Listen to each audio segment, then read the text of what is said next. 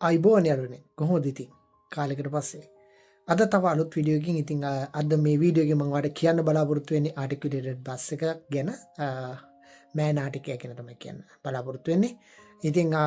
අලුත් බස් එකක් ඉතින් වැඩි කතා කරන්නේ නැතුව ඉතා ඉක්මනින් අපි කොහොමද මේ මෑ නාටිකයක වැඩ කරන්නේ කියලා බලලා ඉමු එහෙනම් මාත් එක්ක එකතු වෙලා ඉන්න මේ වීඩියෝ එක ඉවරනකම්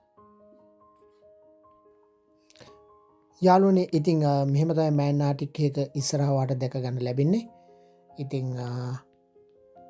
මෙහෙම තමයි ඉස්සරහින් ටිකක් වක්‍රාකාරව තියෙන්නේ අපි මෙහෙම පැත්තට යනකොට ඔයාලට පේනවා ඇති මේක කොච්චර දිගද කියලා ඇත්තටම ස්කැනියා බස් එකක් වගේම තමයි සාමාන්‍යයෙන් මීටර 12ක් වගේ දිග ප්‍රමාණයක් තියෙනවා මෙහෙම තමයි ඔයාලට පේන්නේ බස් එක පැත්තට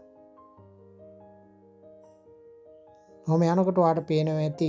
මේ තමයි බස් එකේ පිටිපස්ස මෙහෙම එනකොට මේ තමයි අනිත් පැත්ත මේ බස් එකේ ඇත්තට මේ බස් එකේ තියෙන දොරවල් දෙකයි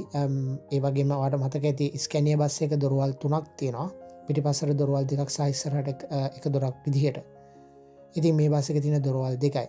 ඒ කියන්නේ පිටිපස්ස ට්‍රේල් එකට එක දොරයි සහ ඉස්සරහා ට්‍රේල් එකට එක දොරක් විදිහට ඉතින් මම ඔයාලට පෙන්නන්නම් මේක කොහොමද දොර අරින්නේ කියලා මෙන්න මෙහෙම තමයි දොර අරින්නේ මෙතන තියෙනවා පොඩි ස්විච් එකක් බා එකක් තියෙනවා ඒක ෆ්ලික් කරාට පස්සේ ඒක ප්‍රෙස් කරාට පස්සේ මෙන්න මේ විදිහට ඔයාලට පෙන්නන්නම් බටන් එක ප්‍රෙස් කරාට පස්සේ ඉස්සරහා දොර අරගන්න පුළුවන් ඉතින් අපි යන් අතුලට ඩ්‍රයිවිං සීට් එක මේ විදිහට රයිට් මෙන්න තමයි බස් එකේ තියෙන්නේ ඉස්සරහා පේන්නේ අපිට පිටිපස්ස පේන්නේ මෙන්න මේ විදිහට අපිට මෙන්න මේ විදිහට පිටිපස්සට යන්න පුළුවන් සාමාන්‍ය ආටික් බස් එකක් වගේම තමයි ස්කැනියා බස් එකක් වගේම තමයි නමුත් මේකේ ආසන තියෙන විදිය ගොඩක් වෙනස් ආසන හරිම නිකන් අර වක්‍රාකාර උනේ අර බකට් ෂීට් වගේ තමයි තියෙන්නේ ඒක තමයි හරි වචනය බකට් ෂීට් කියන එක ඉතින් ඔයාලට පේනවා ඇති ඒ විදිහට තමයි බස් එකේ ඉස්සරහා පස්ස ගියාම හොඳට දිස් වෙන්නේ අපි යන් සර දේවල් වලින් පොඩ්ඩක් ඔබට ගිහිල්ලා බලමු මේ කොහොමද ඩ්‍රයිවිං කැබින් එක තියෙන්නේ කියලා මේ විදිහට තමයි ඩ්‍රයිවිං ෂීට් එක තියෙන්නේ අර පේනවා ඇති අපි ඩ්‍රයිවිං ෂීට් එකේ ඉඳගමු නේද දැන් රයිට්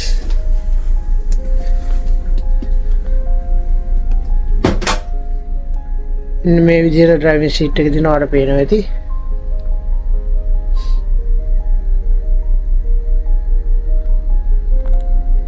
ඕකේ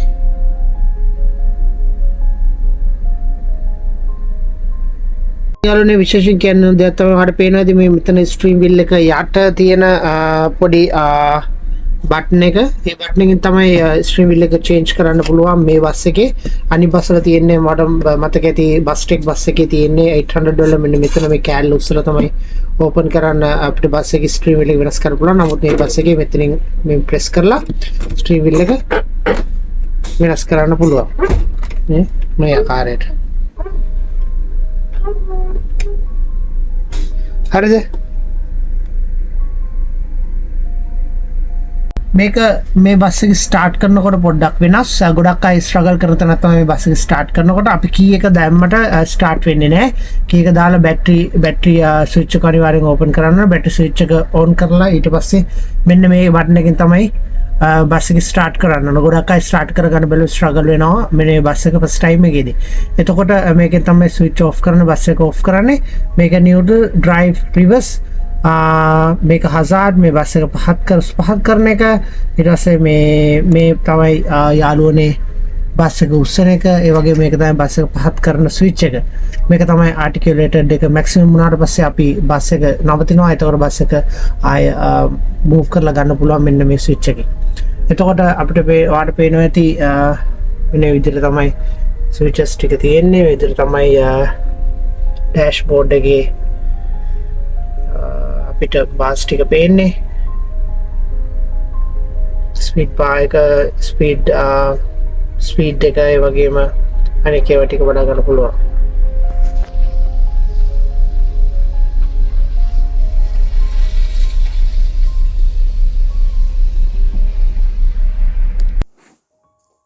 යාළුවනි ඔයාට පේනවා ඇති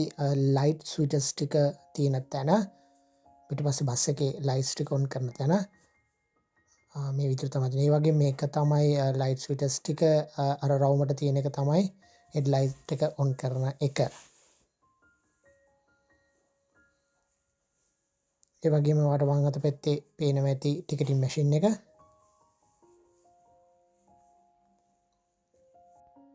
ඔයාට පේනවා දකුණු අත පැත්තේ කෙළවරේම ඔන් කරලා තියෙන ස්විච් එක. ඒක තමයි AC ස්විච් එක. ඊට පස්සේ ඉන්නේ ඩීමිස්ට් එක. ඊට පස්සේ ස්කූල් ලයිට්ස් තියෙන්නේ. ඉතින් යාළුවනේ ඔන්න ඔහොම තමයි මෑන්නාටික් එක විස්තර. ඉතින් මම හිතනවා මේකෙන් ගොඩක් දේවල් ඉගෙන ගන්න ඇති කියලා. මේ වීඩියෝ එක රස විඳින්න ඇති කියලා. ඉතින්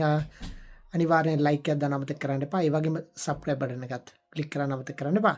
ඉතින් අලුත් වීඩියෝ එකක් ආව ගාම දැනගන්න බෙල් අයිකන් එකත් ක්ලික් කරන්න. එහෙනම් ඊළඟ වීඩියෝ එකෙන් හම්බ වෙනකන් ඔයගොල්ලෝ හැමෝටම සුබ දවසක් සහ ජය වේවා.